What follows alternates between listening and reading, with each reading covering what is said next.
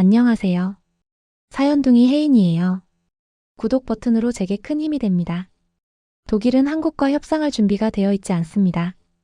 2025년 3월 삼성전자 부회장이 독일 외교부 전문관에게 던진 한마디가 유럽 전체를 얼어붙게 만들었습니다. 그날 20년 경력의 베테랑 외교관 엘레나 슈타이너는 생애 첫 패배를 맛봤죠. 상대는 작은 나라 대한민국이었습니다. 삼성이 미국을 무시하고 자체 인력 채용을 선언하자 세계가 놀랐습니다. 미국은 패닉에 빠졌고 유럽은 기회를 노렸어요. 하지만 한국은 침묵했습니다. 아무 말도 하지 않았죠. 그 침묵이 오히려 세계를 움직이기 시작했습니다. 동유럽 국가들이 먼저 무릎을 꿇었고 독일 총리가 직접 전화를 걸었습니다. 프랑스, 영국, 이탈리아가 줄을 섰죠. 미국 각주는 국월 수준의 인센티브를 제안했습니다. 사우디, UAE, 중남미까지 한국으로 몰려들었어요. 바로 그때 엘레나는 깨달았습니다. 기술이 외교력을 넘어선 시대가 왔다는 것을요. 안녕하세요, 사연둥이 혜인이에요. 오늘은 한국의 기술 외교가 세계 판도를 바꾼 순간 그 현장에 있었던 독일 외교관 엘레나의 이야기를 들려드릴게요. 이 이야기는 실제 사실을 바탕으로 각색되었습니다. 한나라의 침묵이 어떻게 세계를 움직였을까요? 전통 강국들이 왜 무릎을 꿇었을까요? 궁금하시다면 댓글로 생각을 나눠주세요. 그리고 이런 감동적인 해외 반응 이야기가 좋으시다면 구독 버튼을 눌러주시고 좋아요로 저에게 큰 힘을 주세요. 알림 설정까지 해두시면 다음 이야기도 놓치지 않으실 거예요. 그럼 지금부터 엘레나의 이야기를 시작하겠습니다. 저는 엘레나 슈타이너입니다. 독일 외교부 기술 경제 외교 전문관이죠. 브뤼셀에서 7년, 워싱턴에서 5년, 베이징에서 4년을 보냈어요. 20년간 협상 테이블에서 단 한 번도 패배한 적이 없었습니다. 차가운 분석과 침착한 협상력으로 유럽 외교가에서는 꽤 이름이 알려진 편이었죠. 2025년 3월 12일 아침 갑작스러운 호출을 받았습니다. 외교부 장관이 직접 전화를 걸어왔어요. 엘레나, 서울로 가야 해. 삼성이 미국을 건드렸어. 이건 우리에게 기회야. 저는 잠시 멈칫했습니다. 삼성이 미국을 건드렸다고요? 무슨 일이 벌어진 걸까요? 뉴스를 확인하자마자 이해했습니다. 삼성전자가 미국 현지 채용 대신 자체 인력 투입을 선언한 거였어요. 미국 정치권이 발칵 뒤집혔고 CNN은 속보로 도배되었습니다.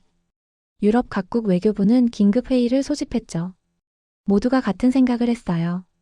지금이 기회다. 삼성을 유럽으로 끌어와야 한다. 저는 냉소적이었습니다. 한국이요? 인구 5천만의 작은 나라가 미국과 정면으로 맞설 수 있을까요? 삼성이 아무리 크다고 해도 결국엔 미국의 압박에 굴복할 거라고 생각했어요. 하지만 장관님은 달랐습니다. 엘레나, 이번엔 다를 수도 있어. 한국은 반도체 강국이야. 우리가 먼저 움직여야 해. 3월 15일 저는 서울행 비행기에 올랐습니다. 독일 정부는 저에게 명확한 임무를 줬어요. 삼성과 접촉하고 독일 투자 유치 가능성을 타진하라. 조건은 우리가 제시한다. 저는 자신 있었습니다. 20년간 수십 번의 협상을 성공시켰으니까요. 한국 기업 하나쯤이야 충분히 설득할 수 있다고 믿었죠. 비행기 안에서 자료를 검토했습니다. 삼성의 글로벌 생산 현황, 유럽 내 투자 이력, 독일 정부가 제공할 수 있는 인센티브 목록이었어요. 완벽한 제안서였습니다. 저는 미소 지었죠. 이 정도면 충분해. 한국 기업들은 유럽 시장을 원할 거야. 하지만 인천공항에 도착하는 순간 묘한 느낌이 들었습니다. 공항은 조용했고 사람들은 차분했어요. 미국과의 갈등으로 온 나라가 떠들썩할 줄 알았는데 전혀 그렇지 않았습니다. 오히려 평온했죠. 이상했어요. 뭔가 제가 모르는 일이 벌어지고 있는 것 같았습니다. 호텔에 짐을 풀고 현지 뉴스를 확인했습니다. 한국 언론은 삼성 사태를 크게 다루고 있었지만 패닉 상태는 아니었어요. 오히려 차분하게 분석하고 있었습니다. 삼성의 선택, 글로벌 전략의 일환 한국 반도체 산업의 자신감 같은 제목들이었죠. 저는 고개를 가로저었습니다. 자신감이라고요? 미국을 상대로요? 순진한 생각이라고 여겼어요. 다음 날 아침 삼성 본사와의 첫 미팅이 잡혔습니다. 저는 완벽하게 준비했어요. 독일 정부의 제안서, 유럽 시장 진출 전략, 세제 혜택 목록까지 빈틈없이 챙겼죠. 회의실에 들어서자 삼성 측 대표들이 저를 맞이했습니다. 정중했지만 표정은 읽기 어려웠어요. 저는 프레젠테이션을 시작했습니다. 독일은 유럽의 중심입니다. 삼성이 독일에 투자한다면 유럽 전역으로 진출할 수 있는 발판이 될 거예요. 우리 정부는 최대한의 지원을 약속합니다. 자신 있게 말했죠. 하지만 삼성 측 반응은 예상과 달랐습니다. 그들은 고개를 끄덕였지만 아무 대답도 하지 않았어요. 감사합니다. 검토해 보겠습니다. 그게 전부였습니다. 더 이상의 질문도 논의도 없었어요. 저는 당황했습니다. 20년간 협상해 오면서 이런 반응은 처음이었거든요. 보통은 조건을 따지고 협상을 시작하고 흥정을 하죠. 하지만 삼성은 그냥 침묵했습니다. 저는 회의실을 나서면서 불안했어요. 뭔가 잘못되고 있다는 느낌이 들었습니다. 호텔로 돌아와 장관님에게 보고했습니다. 아직 확답은 없지만 계속 접촉하겠습니다. 장관님은 다그쳤어요. 엘레나, 서둘러. 다른 나라들도 움직이고 있어. 우리가 먼저 선점해야 해. 저는 알고 있었습니다. 하지만 어떻게 해야 할지 막막했어요. 한국은 제가 아는 어떤 나라와도 달랐으니까요. 사흘째 되는 날 삼성과의 두 번째 미팅이 잡혔습니다. 저는 이번엔 더 구체적인 제안을 준비했어요. 독일 드레스덴의 첨단 산업단지, 정부 보조금 규모, 인력 지원 계획까지 세세하게 정리했죠. 이번엔 반드시 답을 얻어내야 했습니다. 회의실에 들어서자 지난번과 같은 분위기였습니다. 정중하지만 거리감이 느껴졌어요. 저는 프레젠테이션을 시작했습니다. 독일 정부는 삼성의 유럽 진출을 적극 환영합니다. 드레스덴 산단은 이미 인프라가 완비되어 있고 숙련된 인력도 충분해요. 세제 혜택은 15년간 보장됩니다. 자신 있게 말했죠. 삼성 측 대표가 고개를 끄덕이며 말했습니다. 좋은 제안입니다. 하지만 저희는 글로벌 최적화 원칙을 따릅니다. 어느 한 나라에 특혜를 주거나 특정 조건에 좌우되지 않아요. 저희 기준에 맞는 곳에 투자합니다. 저는 순간 말문이 막혔어요. 글로벌 최적화 원칙이라고요? 그게 무슨 뜻일까요? 그럼 어떤 기준으로 결정하시나요? 제가 물었습니다. 대표는 잠시 침묵하더니 대답했어요. 기술 생태계, 인프라, 장기 파트너십 가능성을 봅니다. 단기 인센티브는 중요하지 않아요. 저는 충격을 받았습니다. 단기 인센티브가 중요하지 않다고요? 그럼 제가 준비한 모든 제안이 소용없다는 건가요? 회의는 30분 만에 끝났습니다. 삼성 측은 여전히 명확한 답을 주지 않았어요. 검토하겠습니다라는 말만 반복했죠. 저는 답답했습니다. 하지만 동시에 묘한 감탄도 느꼈어요. 이들은 흔들리지 않았습니다. 독일 정부의 제안을 받고도 전혀 동요하지 않았죠. 오히려 자신들의 원칙을 담담하게 설명할 뿐이었어요. 호텔로 돌아와 CNN 뉴스를 켰습니다. 미국이 패닉 상태였어요. 삼성, 미국 일자리 외면, 한국 기업의 배신 같은 제목들이 쏟아졌죠. 미국 상원 의원들은 청문회를 준비하고 있었고 백악관은 긴급 대책회의를 소집했습니다. 저는 화면을 보면서 생각했어요. 한국은 정말 이 압박을 버틸 수 있을까요? 그날 저녁 유럽 기자단 회의에 참석했습니다. 프랑스, 영국, 이탈리아에서 온 외교관들이 모여 있었어요. 모두 같은 고민을 하고 있었죠. 한국을 어떻게 설득할 것인가? 프랑스 대표가 말했습니다. 삼성은 우리를 상대하지 않아. 마치 우리가 필요 없다는 듯이 행동해. 영국 대표도 고개를 끄덕였어요. 그들은 침묵으로 일관해. 대체 뭘 원하는 거지? 저는 그제야 깨달았습니다. 한국은 우리가 생각하는 방식으로 움직이지 않는다는 것을요. 그들은 조건을 제시하지도 흥정을 하지도 않았어요. 그저 자신들의 원칙을 지킬 뿐이었죠. 그리고 그 침묵이 오히려 우리를 더 불안하게 만들었습니다. 다음 날 독일 외교부에서 긴급 전화가 왔습니다. 엘레나, 헝가리가 먼저 움직였어. 무조건적 투자 유치를 선언했어. 체코와 폴란드도 뒤따를 거야. 우리가 늦으면 안 돼. 저는 당황했어요. 동유럽 국가들이 먼저 무릎을 꿇은 거였습니다. 조건 없이 삼성이 원하는 대로 해주겠다고 선언한 거죠. 저는 장관님께 물었습니다. 우리도 조건을 포기해야 할까요? 장관님은 잠시 망설이더니 말했어요. 아니, 아직은 아니야. 독일은 강대국이야. 우리가 먼저 굴복할 순 없어. 하지만 저는 알고 있었습니다. 이미 판은 기울어지고 있었어요. 한국이 아무 말도 하지 않는데 세계가 먼저 움직이고 있었죠. 그날 밤 저는 서울 시내를 걸었습니다. 거리는 평온했고 사람들은 여유로웠어요. 미국과의 갈등, 유럽의 구애 같은 건 이들에게 큰 문제가 아닌 것처럼 보였습니다. 저는 묘한 기분이 들었어요. 이 나라는 자신들이 무엇을 가졌는지 정확히 알고 있었습니다. 그리고 그것을 과시하지도 협박하지도 않았죠. 그저 침묵할 뿐이었어요. 침묵이 이렇게 강한 무기가 될 수 있다는 걸 저는 그때 처음 깨달았습니다. 아무 말도 하지 않는 자가 오히려 중심이 되고 모두가 그에게 다가가려 애쓰게 만드는 거였죠. 한국은 그걸 알고 있었습니다. 그리고 저는 제 전략 감각에 균열이 생기는 걸 느꼈어요. 일주일이 지났습니다. 상황은 제 예상을 완전히 벗어나 있었어요. 헝가리, 체코, 폴란드가 잇따라 무조건적 투자 유치를 선언했고 루마니아와 슬로바키아도 뒤를 이었습니다. 동유럽 전체가 삼성에게 무릎을 꿇은 거였죠. 독일 외교부는 패닉 상태에 빠졌어요.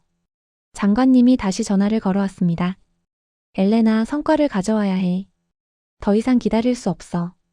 독일이 동유럽보다 뒤처질 순 없어. 목소리에 다급함이 묻어났어요. 저는 압박을 느꼈습니다. 20년 경력의 베테랑 외교관이 작은 나라 하나 설득 못하고 있다는 게 수치스러웠죠. 저는 삼성 부회장과의 비공식 만찬을 요청했습니다.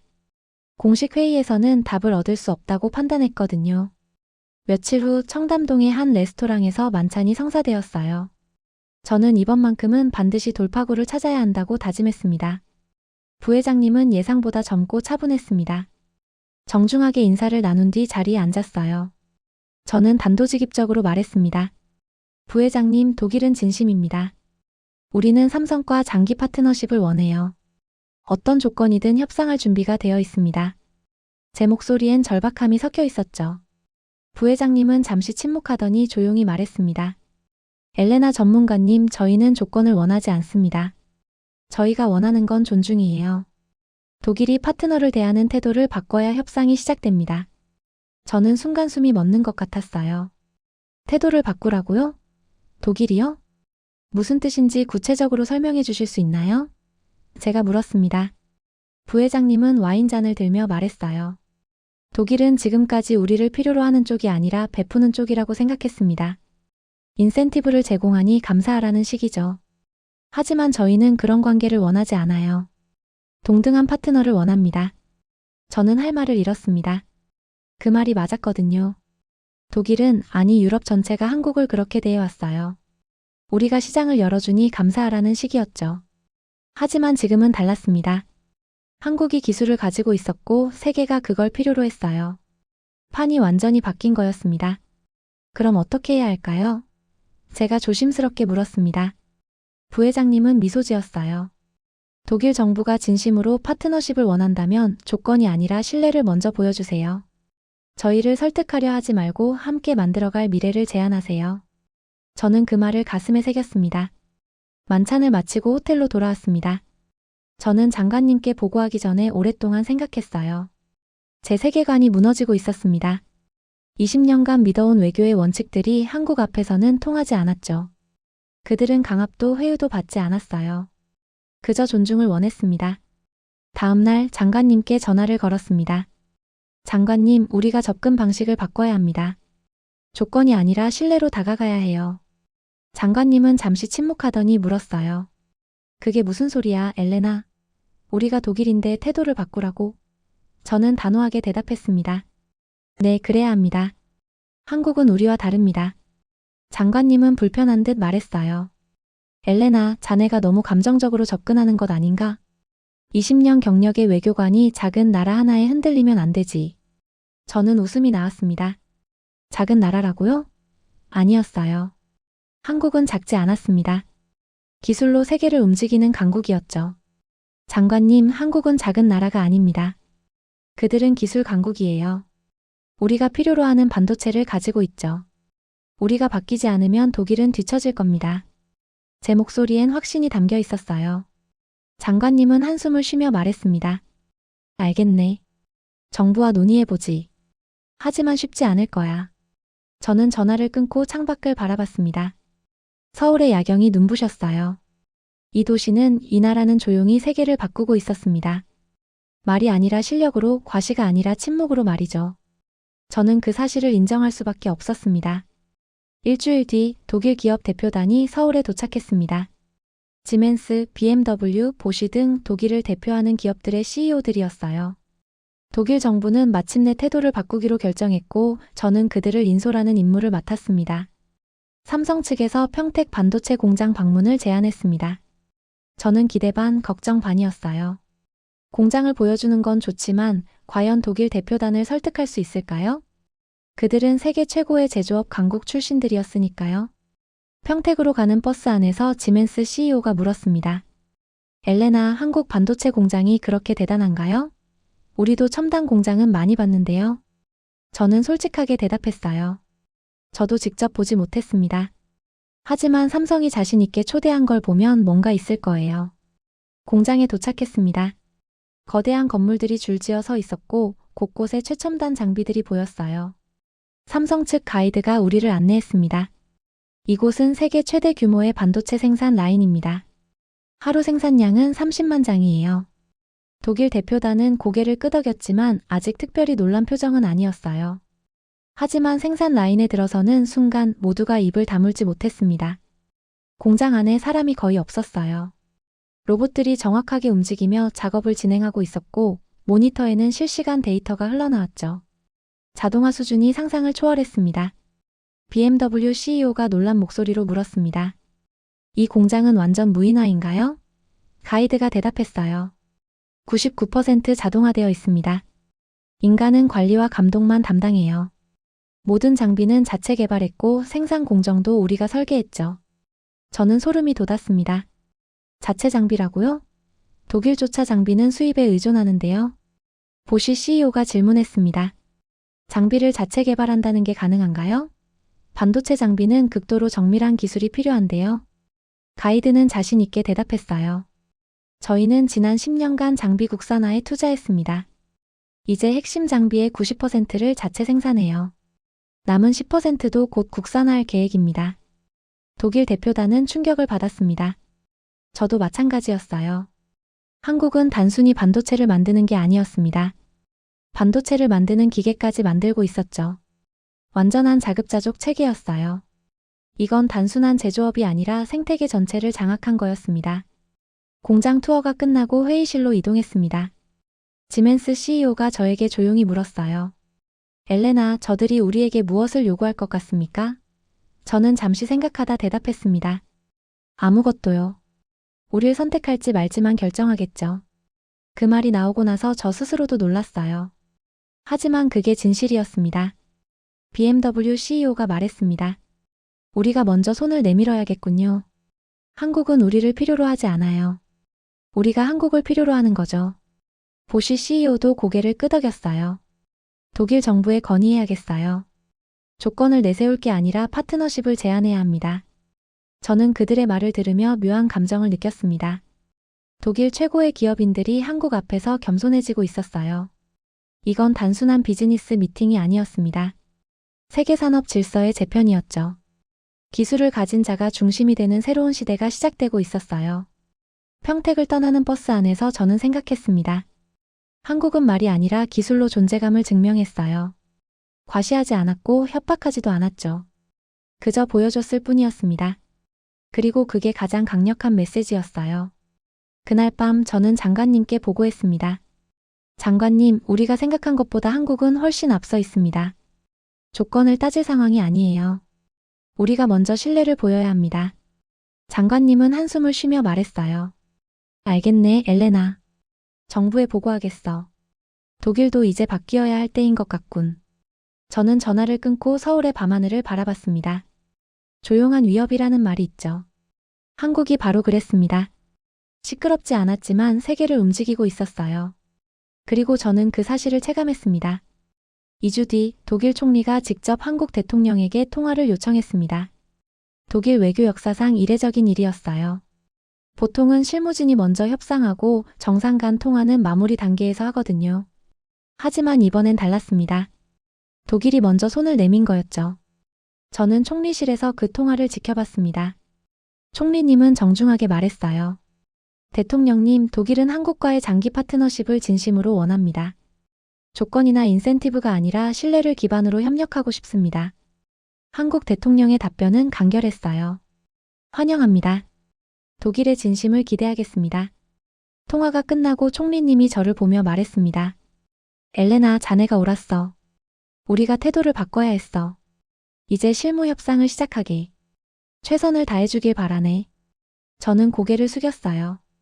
드디어 돌파구가 열린 거였습니다. 하지만 독일만 움직인 게 아니었습니다. 프랑스 대통령도 한국에 전화를 걸었고 영국 총리도 서울 방문을 발표했어요.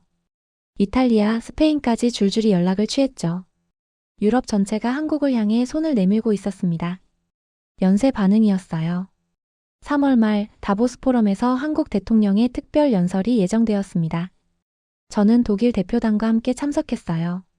세계 각국 정상들과 기업인들이 모인 자리였죠. 모두가 한국 대통령의 발언을 주목하고 있었습니다. 대통령이 연단에 올랐습니다. 침착한 목소리로 말하기 시작했어요. 세계는 지금 새로운 질서를 맞이하고 있습니다. 기술이 외교의 중심이 되는 시대죠. 한국은 어느 나라를 배제하거나 위협하지 않습니다. 다만 동등한 파트너만을 원합니다. 회장은 조용했습니다. 모두가 숨죽이며 들었어요. 대통령이 계속 말했습니다. 한국은 기술을 무기로 사용하지 않습니다. 하지만 기술을 존중하지 않는 나라와는 협력하지 않을 것입니다. 우리는 신뢰를 기반으로 한 파트너십을 추구합니다. 그 말이 끝나자 박수가 터져 나왔어요. 저는 박수를 치며 감정이 북받쳤습니다. 한 나라의 기술 외교 선언이 지칠 국가들을 움직이게 만든 순간이었어요. 독일 총리님도 박수를 치며 고개를 끄덕였죠. 저는 깨달았습니다. 이건 패배가 아니었어요. 새로운 시대를 배우는 과정이었습니다. 연설이 끝나고 독일 대표단과 한국 측이 비공식 만남을 가졌습니다.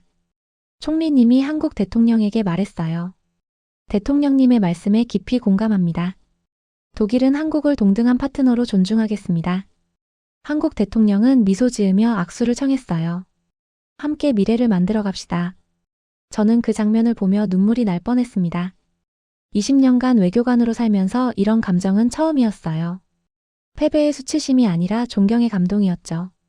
한국은 강압하지 않고 설득했고 위협하지 않고 감화시켰습니다. 다보스를 떠나는 비행기 안에서 총리님이 말했습니다. 엘레나, 자네 덕분에 독일이 올바른 선택을 했어. 한국의 진가를 일찍 알아본 건 자네였어. 저는 고개를 저었어요. 아닙니다. 한국이 스스로 보여준 겁니다. 저는 그걸 인정했을 뿐이죠. 독일로 돌아와 외교부에서 긴급회의가 열렸습니다. 한국과의 파트너십을 어떻게 구체화할 것인가가 주제였어요. 저는 회의 자료를 준비하며 생각했습니다. 이제 시작이구나. 독일과 한국의 새로운 관계가 만들어지는 순간이구나. 그날 밤 저는 혼자 와인을 마시며 지난 한 달을 돌아봤습니다. 서울에 도착했을 때 저는 오만했어요. 작은 나라 하나쯤 쉽게 설득할 수 있다고 생각했죠. 하지만 한국은 저를 완전히 바꿔놓았습니다. 외교의 본질을, 파트너십의 의미를 다시 배웠어요. 저는 창밖을 바라보며 중얼거렸습니다. 감사합니다, 한국. 그 말이 진심이었어요. 한국은 저에게 겸손을 가르쳐줬고 존중의 가치를 일깨워줬습니다. 그리고 그게 진정한 외교라는 걸 보여줬죠. 4월 초 미국에서 충격적인 소식이 들려왔습니다. 텍사스주가 삼성에 100억 달러 규모의 인센티브를 제안한 거예요. 세금 면제, 토지 무상 제공, 인프라 구축 지원까지 포함된 파격적인 조건이었죠. 하지만 삼성은 여전히 침묵했습니다. 저는 미국 언론 보도를 보며 놀랐습니다. 애리조나, 오하이오, 조지아까지 경쟁적으로 인센티브를 제시하고 있었어요. 각 주지사들이 직접 나서서 삼성을 설득하려 했죠. 미국 상원에서는 청문회가 열렸고 한국의 배신을 성토하는 목소리가 높았습니다. 하지만 현실은 냉정했어요. 삼성은 미국의 제안에도 명확한 답을 주지 않았습니다. 오히려 글로벌 생산 전략을 재검토 중이라는 짧은 성명만 발표했죠. 미국 정치권은 패닉 상태에 빠졌어요. CNN, 폭스뉴스 할 것 없이 연일 한국과 삼성을 비판했습니다. 독일 외교부에서 미국 상황을 분석하는 회의가 열렸습니다. 저도 참석했어요. 한 참석자가 말했습니다. 미국이 무너지고 있습니다. 한국 하나 제대로 다루지 못하고 있어요. 저는 고개를 저었습니다. 아닙니다. 미국이 약한 게 아니라 한국이 강한 겁니다. 그 말에 회의실이 조용해졌어요. 제가 계속 말했습니다. 한국은 기술로 외교의 판을 바꿨어요. 미국도 유럽도 이제 한국 없이는 반도체 산업을 유지할 수 없습니다. 이건 단순한 갈등이 아니라 시대의 전환이에요. 참석자들은 고개를 끄덕였지만 불안한 표정이었죠. 며칠 뒤 더 놀라운 소식이 들려왔습니다. 애플, 구글, 아마존 등 미국 빅테크 기업들이 잇따라 한국 방문을 발표한 거예요. 공식적으로는 협력 방안 논의였지만 실제로는 삼성과의 관계 개선을 위한 것이었죠. 미국 기업들이 한국으로 몰려가고 있었습니다. 저는 CNN 인터뷰를 봤습니다. 애플 CEO가 말했어요. 삼성은 우리의 중요한 파트너입니다. 우리는 한국과의 협력을 더욱 강화할 것입니다. 겸손한 태도였어요. 얼마 전까지만 해도 미국 기업들은 한국을 하청업체 취급했는데 말이죠. 독일 총리님이 저를 불렀습니다. 엘레나, 미국 상황을 어떻게 보나? 저는 솔직하게 대답했어요. 기술이 외교력보다 강해진 시대의 증거입니다. 미국도 예외일 수 없어요. 한국은 조용히 세계 질서를 바꾸고 있습니다. 총리님은 창밖을 바라보며 말했습니다. 동맹이라는 말의 의미를 다시 생각하게 되는군. 군사력과 경제력만으로는 부족해. 기술력이 새로운 권력이 됐어. 저는 고개를 끄덕였어요. 맞는 말이었습니다. 5월 초 미국 백악관에서 긴급 발표가 있었습니다. 한국과의 반도체 파트너십 강화를 선언한 거예요. 사실상 백기투항이었죠. 미국 정부는 삼성의 자율성을 존중하고 한국과의 협력을 최우선으로 하겠다고 약속했습니다. 저는 그 뉴스를 보며 감회가 새로웠습니다. 세계 최강대국 미국도 한국 앞에서는 태도를 바꿀 수밖에 없었어요. 이건 한국의 승리가 아니라 기술 시대의 도래였습니다. 누가 더 강한 기술을 가졌느냐가 외교의 중심이 된 거죠. 독일 외교부 회의에서 저는 보고했습니다. 미국 사례는 우리에게 교훈입니다. 기술 파트너십은 강압이 아니라 존중으로 이루어져야 해요. 한국은 그걸 증명했습니다. 참석자들은 진지하게 들었어요. 한 참석자가 물었습니다. 그럼 우리는 어떻게 해야 할까요? 저는 자신 있게 대답했습니다. 한국을 진정한 파트너로 대하고 장기적 신뢰를 쌓아야 합니다. 단기 이익이 아니라 공동의 미래를 만드는 거죠. 그날 밤 저는 다시 서울을 생각했습니다. 그 도시는 그나라는 소리 없이 세계를 바꾸고 있었어요. 미국도 무릎을 꿇게 만들었고 유럽도 손을 내밀게 만들었죠. 그리고 그 모든 게 침묵으로 이뤄졌습니다. 저는 중얼거렸습니다. 기술이 말보다 강하구나. 그게 제가 한국에서 배운 가장 큰 교훈이었어요.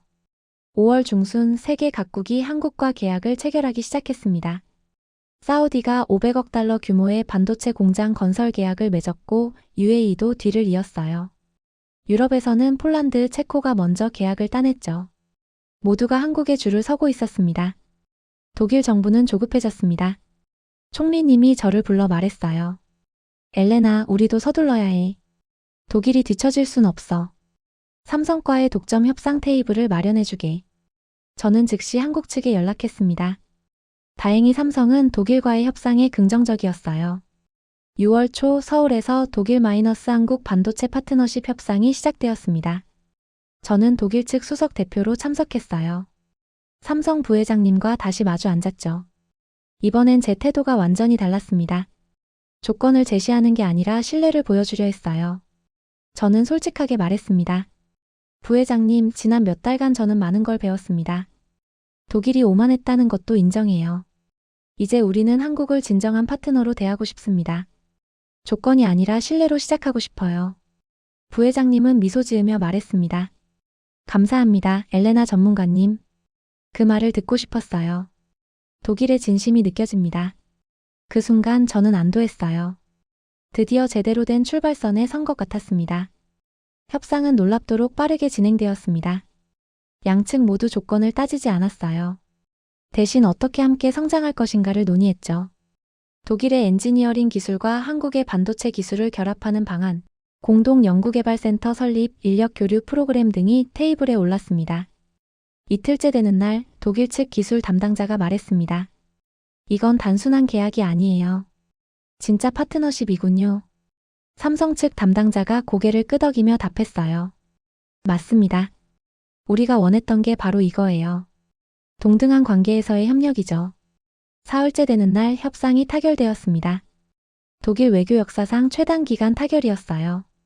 보통은 몇 달이 걸리는데 단 3일 만에 끝난 겁니다. 이유는 간단했죠. 조건을 버리고 신뢰를 선택했기 때문이었습니다. 서명식에서 총리님이 말했습니다. 오늘은 독일과 한국의 새로운 시작입니다. 우리는 신뢰를 기반으로 함께 미래를 만들어갈 것입니다. 한국 대통령도 답했어요. 독일의 변화에 감사드립니다. 진정한 파트너십이 시작되었습니다. 저는 그 자리에 서서 눈물을 참았습니다. 처음 서울에 왔을 때 제 오만함이 부끄러웠어요.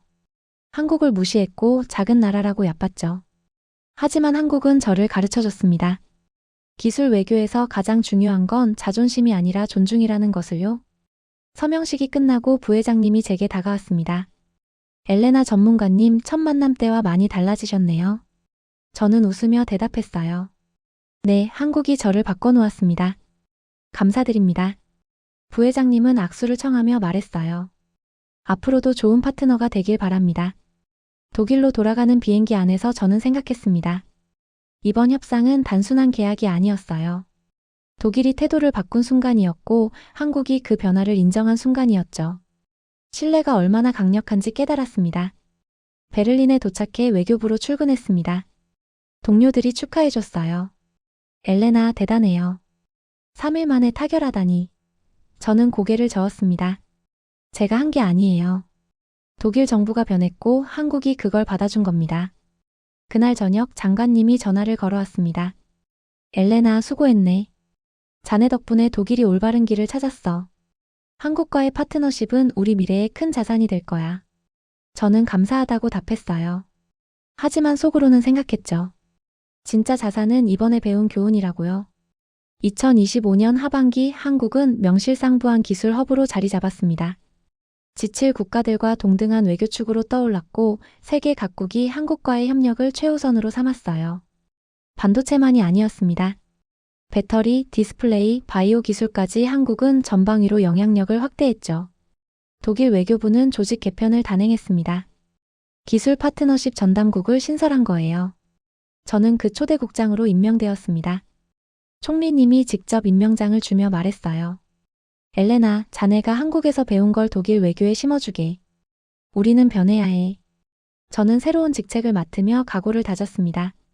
한국이 보여준 기술 외교의 모델을 독일에 적용하고 다른 나라들과도 신뢰 기반 파트너십을 구축하겠다고요.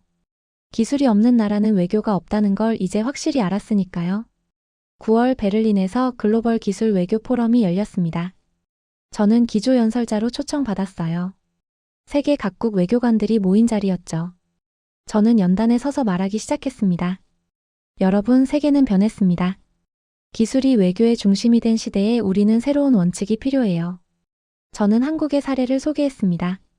한국은 강압하지 않았습니다. 과시하지도 않았어요. 그저 침묵으로 기술력을 보여줬고 존중을 요구했죠. 그리고 세계가 변했습니다. 미국도 유럽도 한국 앞에서 태도를 바꿨어요. 이게 새로운 외교입니다. 청중들은 조용히 들었습니다. 저는 계속 말했어요. 기술과 신뢰는 한 몸입니다. 기술만 있다고 되는 게 아니에요. 신뢰가 없으면 협력도 없습니다. 한국은 그걸 증명했어요. 우리는 그것을 배워야 합니다. 박수가 터져 나왔습니다. 연설이 끝나고 한국 대사가 제게 다가왔습니다. 훌륭한 연설이었습니다, 엘레나 국장님. 한국을 제대로 이해하고 계시네요. 저는 감사하다고 답했어요. 대사님, 한국이 저를 가르쳐줬습니다. 저는 그저 배운 걸 전할 뿐이에요. 10월 저는 후임 외교관들을 교육하는 프로그램을 시작했습니다. 첫 강의 주제는 기술 시대의 외교 원칙이었어요. 젊은 외교관들이 강의실을 가득 채웠죠. 저는 그들을 보며 제 첫 서울 출장을 떠올렸습니다. 여러분, 기술이 없는 나라는 외교가 없습니다. 저는 단호하게 말했어요. 하지만 기술만으로도 부족해요. 신뢰가 필요합니다. 기술과 신뢰는 한 몸이에요. 우리는 그것을 한국에서 배웠습니다. 학생들은 열심히 메모했습니다. 한 학생이 손을 들어 물었습니다. 국장님, 한국이 그렇게 특별한가요? 저는 미소 지으며 대답했어요. 특별하다기보다는 올바랐어요. 그들은 과시하지 않고 실력을 보여줬고 강압하지 않고 존중을 요구했죠. 그게 진짜 외교입니다. 강의를 마치고 사무실로 돌아왔습니다. 창밖으로 베를린 시내가 보였어요. 저는 서울의 야경을 떠올렸습니다. 그 도시는 그 나라는 조용히 세계를 바꿨어요. 그리고 저도 바뀌었죠. 20년 경력의 베테랑 외교관이 한 나라에게서 모든 걸 다시 배웠습니다. 11월 한국 정부로부터 초청장이 왔습니다. 서울에서 열리는 글로벌 기술 파트너십 컨퍼런스였어요. 저는 기쁘게 수락했습니다. 다시 서울에 갈 수 있다는 게 설렜어요. 서울에 도착하자 낯익은 풍경이 반갑게 맞아줬습니다. 저는 호텔 대신 예전에 묵었던 그 호텔을 선택했어요. 창밖으로 같은 야경이 보였죠. 8개월 전 제가 서 있던 바로 그 자리였습니다. 컨퍼런스에서 저는 패널로 참여했습니다. 주제는 기술 외교의 미래였어요. 저는 독일의 변화를 소개했습니다. 독일은 한국에게서 배웠습니다. 기술과 신뢰의 중요성을요. 이제 우리는 새로운 외교를 실천하고 있어요. 청중들이 박수를 보냈습니다. 컨퍼런스가 끝나고 삼성 부회장님을 다시 만났습니다. 엘레나 국장님 많이 달라지셨네요. 처음 만났을 때와 완전히 다른 사람 같아요. 저는 웃으며 답했어요. 한국이 저를 바꿔놓았으니까요. 감사합니다, 부회장님. 부회장님은 진지하게 말했습니다. 아니에요, 엘레나 국장님이 변화를 받아들인 겁니다. 그게 더 어려운 일이죠. 저는 고개를 끄덕였어요. 맞는 말이었습니다. 변화를 인정하고 받아들이는 게 가장 어려웠으니까요. 마지막 날 저녁 저는 혼자 남산타워에 올랐습니다. 서울 야경을 내려다보며 지난 8개월을 돌아봤어요. 오만했던 저를, 패배했던 저를, 그리고 배웠던 저를요. 한국은 제게 겸손을 가르쳐줬고 진정한 외교가 무엇인지 보여줬습니다. 저는 중얼거렸습니다. 기술이 없는 나라는 외교가 없습니다. 기술과 신뢰는 한 몸입니다.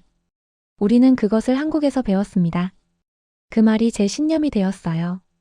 그리고 그 신념으로 저는 독일 외교를 변화시키고 있었습니다. 베를린으로 돌아가는 비행기 안에서 저는 생각했습니다. 한국의 조용한 결별이 세계의 당당한 동맹을 만들어냈어요. 기술로 외교의 판을 바꾼 그 나라는 이제 세계의 중심이었습니다. 그리고 저는 그 변화의 증인이자 학생이었죠. 감사했습니다, 한국. 기술이 말보다 강한 시대가 왔습니다. 한국은 조용히 그러나 확실하게 그것을 증명했어요. 침묵으로 세계를 움직였고 존중으로 파트너십을 만들어냈죠. 여기까지 봐주셔서 정말 감사합니다. 이 이야기가 마음에 드셨다면 좋아요 버튼으로 저에게 큰 힘을 주세요. 그리고 이런 감동적인 해외 반응 이야기를 계속 보고 싶으시다면 구독 버튼도 꼭 눌러주세요. 댓글로 여러분 생각도 들려주시면 정말 기쁠 것 같아요. 한국의 기술 외교 어떻게 생각하시나요? 사연둥이 혜인이는 여러분의 일상에 녹아들고 싶어요. 출퇴근길, 식사 시간, 잠들기 전 여러분 곁에서 이야기를 들려드리고 싶습니다. 알림 설정까지 해두시면 다음 이야기도 놓치지 않으실 거예요. 다음에는 더 재미있는 이야기로 찾아올게요. 사연둥이 혜인이는 이만 물러가 보겠습니다. 감사합니다.